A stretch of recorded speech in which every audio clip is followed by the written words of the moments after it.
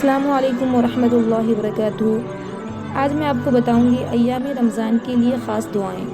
ان سب دعاؤں کا اہتمام کرنا چاہیے۔ وہ دعائیں کون سے ہیں؟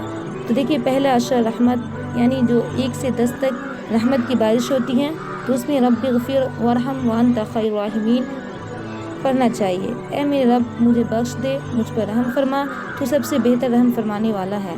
دوسرا عشرہ مغفرت کا ہوتا ہے، اور یعنی 11 سے 20 تک مغفرت ہوتی ہیں، تو اس میں یہ دعا پڑھنی چاہیے: استغفر اللہ ربی من کل ذنب واتوب الیہ۔ میں اللہ سے تمام گناہوں کی بخشش مانگتی ہوں جو میرا رب ہے، اور اسی کی طرف رجوع کرتی ہوں۔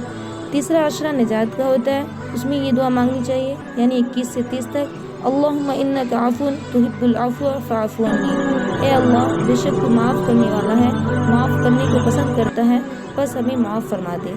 اس کے ساتھ کثرت سے یہ دعا بھی پڑھنی چاہیے: لا الہ الا اللہ